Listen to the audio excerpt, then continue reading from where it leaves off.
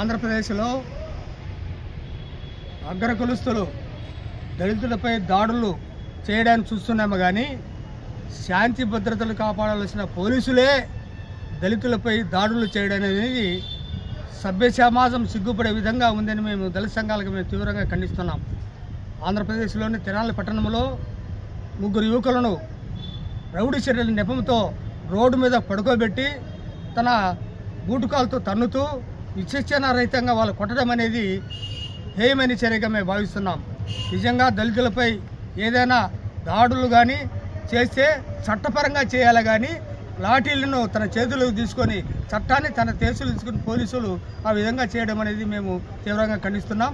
చట్టము ఉందా లేదని మేము ఆలోచనలో ఉంది. ఎందుకంటే ఈరోజు చట్టం అనేది అందరికీ సమానంగా చుట్టాలు ఉండాలి కానీ ఒక పోలీసులకే చట్టము వాళ్ళ చేతులకు తీసుకొని దళితులపై దాడి చేయడానికి మేము తీవ్రంగా ఖండిస్తూ ఇటువంటి దాడిని రాష్ట్రంలో అక్కడక్కడ జరుగుతున్నా కానీ మేము ఎక్కువ గొంతుకి అరుస్తున్నాము కానీ దళితులకు న్యాయం చేయడం అనేది ఎక్కడ జరగడం లేదు.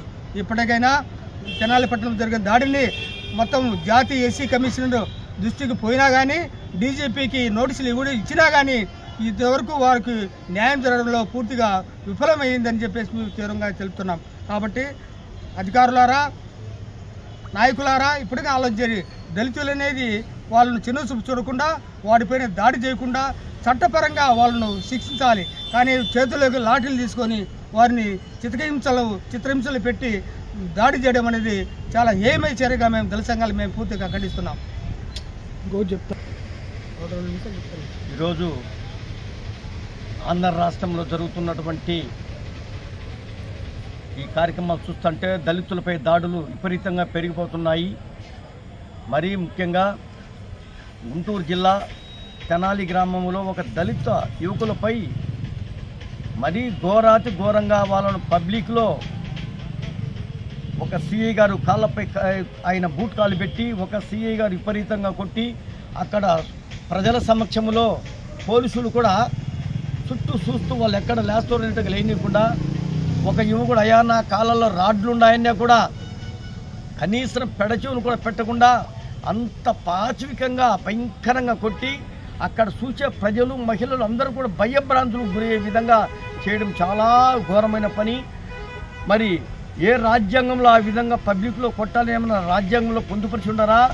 మరి హక్కులను ఉల్లంఘించినటువంటి ఈ చట్టాలని తన చేతులకు తీసుకున్నటువంటి ఈ ఇద్దరి సీఏలను అక్కడ పాల్గొన్నటువంటి మిగతా కానిస్టేబుల్ అందరినీ కూడా ఉద్యోగాల నుంచి పూర్తిగా తొలగించేసి వాళ్ళపై ఎస్సీ అట్రాసిటీ యాక్ట్ కేసు కూడా వాళ్ళపైన కట్టి వాళ్లకు పబ్లిక్లో జరిగితే ఎట్లుంటుందని తెలిసే విధంగా చేయాలని మేమైతే ఒక దళిత సంఘాలుగా డిమాండ్ చేస్తున్నాము.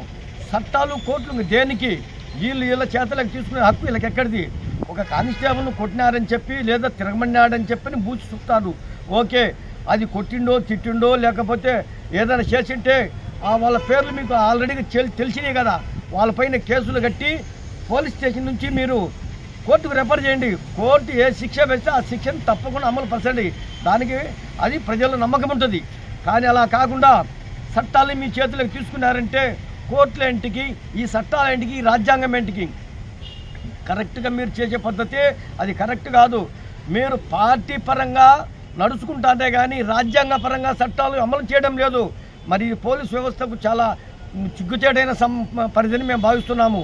మరీ ముఖ్యంగా నిజంగా పోలీస్ అధికారులు నిజంగా మీరు చట్టాల ప్రకారంగా రాజ్యాంగం గౌరవించే విధంగా అయితే గినా మరి చిత్తూరు జిల్లాలో ఒక యువకుడిని బీటెక్ చేసే యువకుడిని కొందరు అగ్రకులస్తులు వారు కులం పేరుతో దూషించొద్దు అని అడిగినందుకు మమ్మల్ని తిరిగి అదే మాట అడుగుతావా అనే రకంగా తీసుకుపోయి లాడ్జీలో బంధించి లాడ్జీ యజమాని కూడా వీళ్ళందరూ కలుసుకొని అతన్ని చంపే ప్రయత్నం చేసి చివరికి అతని మూత్రం తాపించి చంపబోతే కంటికి కూడా కన్ను కనపడుకుని చెప్పి రక్త గాయాలైతే కొందరు చూసి వాళ్ళు పారిపోతే మరి అది పోలీసులు పోయి తెలిపితే రక్షించాల్సిన పోలీసులు నామకే వాస్తవంగా సింపుల్గా అది ఒక పెట్టి కేసు రూపంగా కేసు కట్టినాంలే అని ఆ యువకుడు చెప్పిన వాళ్ళ పేర్లు కనపరచకుండా వాళ్ళకి ఇష్టాసారంగా చేసిండ్రు.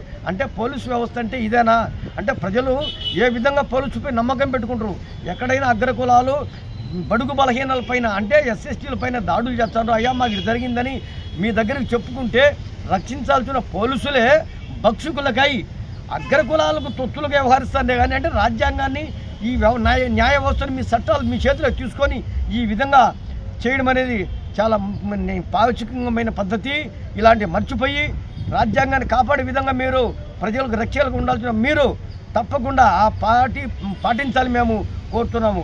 కానీ నమ్మకాన్ని పోగొట్టుకోవద్దు. ఈ పోలీసు వ్యవస్థ ప్రజల కోసమే మీరు పనిచేస్తారనే కానీ కొందరి కోసం అగ్రకులాల కోసం కాదు. అగ్రకులాల కోసం చేసే వాళ్ళ వ్యవస్థ అది పోలీసు వ్యవస్థ అనుకోరు.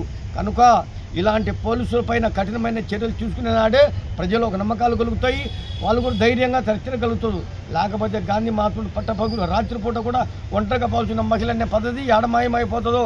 కనుక చట్టాలను గౌరవించాలి మేము కోరుకుంటూ, నేను దళిత సీనియర్ నాయకుడు, నా పేరు బత్తలకూరు కేశవయ్య. ఓకే. ప్రభుత్వాలు మారిన దళితులపైన దాడులు మధ్యలో దరువు మాదిరి జరుగుతున్నాయే తప్ప దళితులను ఆదుకునే ప్రభుత్వాలే లేకపోవడం దురదృష్టకరం. ఎవరైనా దాడులు చేస్తే అది పోలీసులు చెప్పుకొని తద్వారా రక్షణ పొందే విషయము చేస్తారు. కానీ పోలీసులే కక్షగట్టి దాడులు చేస్తే ఇంకా ఈ దళితులు అనేవాళ్ళు ఎక్కడికి పోయి ఎవరికి చెప్పుకోవాలి? కాబట్టి ఈ దేశంలో కానీ రాష్ట్రంలో కానీ దళితులపైన అదేవిధంగా అనగాని వర్గాలపైన దాడులు జరుగుతున్నాయంటే దీనికి ఎంత పోలీసు వ్యవస్థే కారణమని, ఇలాంటి పోలీసులు అసలు ప్రజాస్వామ్యంలో అసలు ఉద్యోగం చేయడమే సిగ్గుచేటని మేము భావిస్తున్నాం. ఇప్పటికైనా హోంమంత్రి కావచ్చు, అదేవిధంగా